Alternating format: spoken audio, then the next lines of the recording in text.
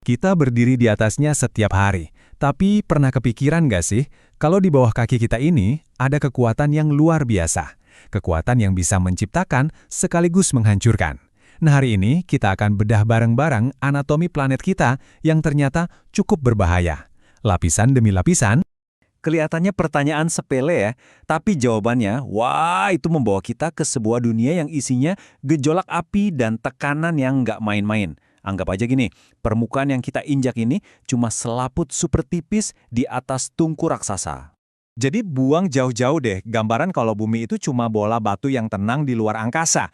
Bayangin sebuah sistem yang super dinamis, yang terus-menerus bergolak. Dan ya, kita hidup persis di atasnya. Perjalanan kita kali ini bakal ngelewatin 3 lapisan utama. Mulai dari permukaan yang rapuh tempat kita tinggal, yaitu kerak bumi, lalu kita menyelam lebih dalam ke sang mesin raksasa, yaitu mantel, dan terakhir kita akan sampai di pelindung berapi di pusat planet, yaitu inti bumi. Siap? Ayo kita mulai. Oke, perhentian pertama kita, kerak bumi. Lapisan di mana semua peradaban manusia berdiri. Tapi ironisnya, ini juga lapisan yang paling rapuh. Ini nih ironi terbesarnya. Kerak bumi itu lapisan paling tipis, kalau diibaratkan cuma kayak kulit apel aja. Tapi justru disinilah, di lapisan setipis ini, hampir semua bencana geologi yang mengancam kita itu berasal.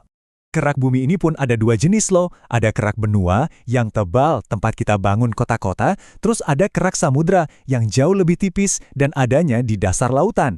Nah, perbedaan ketebalan inilah yang jadi kunci dari semua drama pergerakan lempeng tektonik.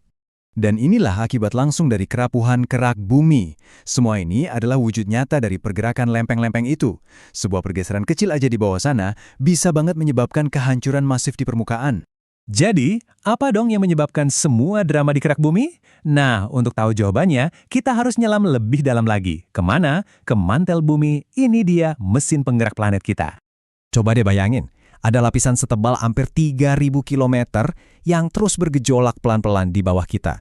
Energi dari sinilah yang bikin benua-benua itu terus bergeser. Ya, walaupun cuma beberapa sentimeter setiap tahunnya. Panasnya bisa mencapai 3.700 derajat Celcius. Jauh lebih panas daripada lava yang keluar dari gunung berapi. Di suhu sepanas ini, batuan padat sekalipun mulai bertingkah aneh.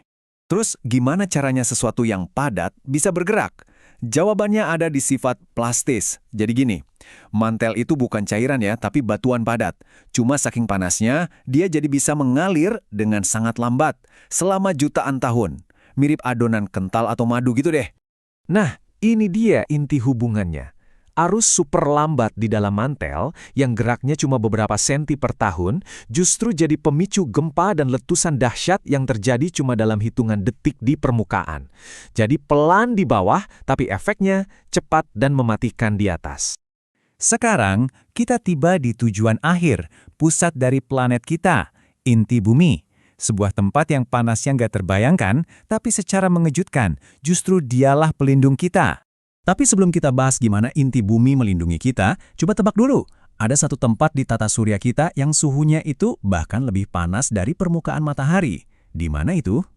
Jawabannya ya di sini. Inti planet kita sendiri. Suhunya bisa mencapai 6.000 derajat Celcius. Benar-benar tungku api luar biasa yang lebih panas dari permukaan bintang kita sendiri.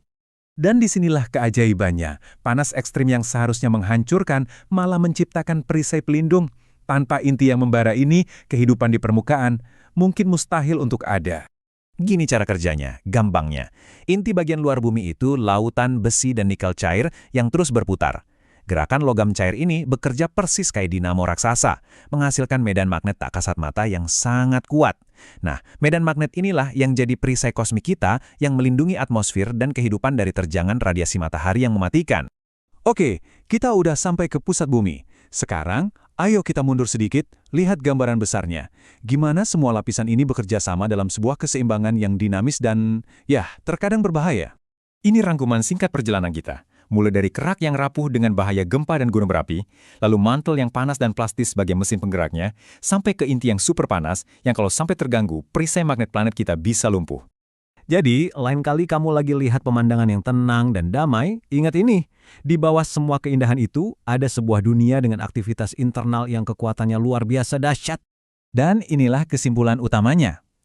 Panas dari inti menciptakan medan magnet, pergerakan mantel mendaur ulang material dan menciptakan daratan. Ternyata, bahaya dan kehidupan di planet ini itu ibarat dua sisi dari koin yang sama, nggak bisa dipisahkan.